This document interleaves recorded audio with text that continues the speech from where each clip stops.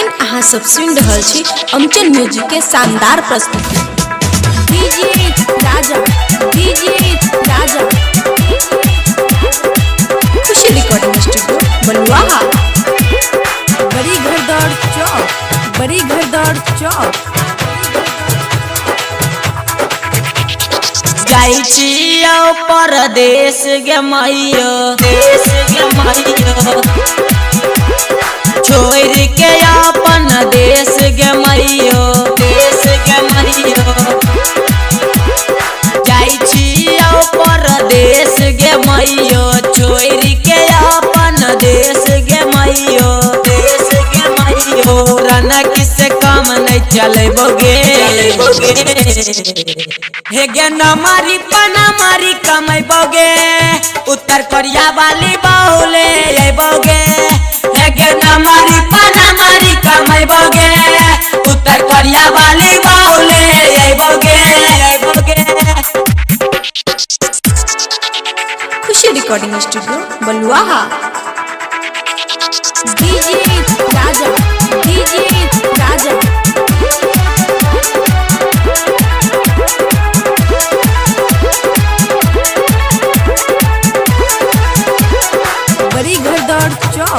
बड़ी घरदौड़ चौक।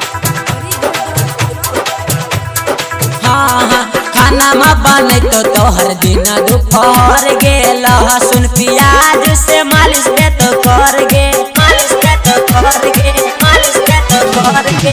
खाना में बने तो मम्मी दिन दोपहर गे, लहसुन प्याज से मालिश दे तो कर गे। हमारो सुकून ऐते सुन गे मैयो, सुन गे मैयो, सुन गे मैयो।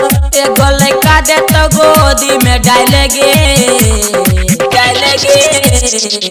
सच न मारी पना मारी कमेबेगे, संग मेला बाकी कनिया ले अइबेगे। सच न मारी पना मारी कमेबेगे, उत्तर कोरिया वाली बहुले अइबेगे।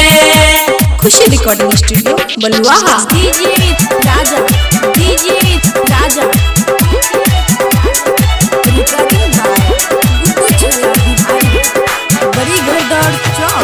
बड़ी घरदौड़ चौक। हाँ शुभ शंकर सुमित गे छई गे दीवाना, ओकरा जाने छै केतना जवाना, केतना जवाना, केतना जवाना। शुभ शंकर सुमित गे छई गे दीवाना, ओकरा जाने छै केतना जवाना।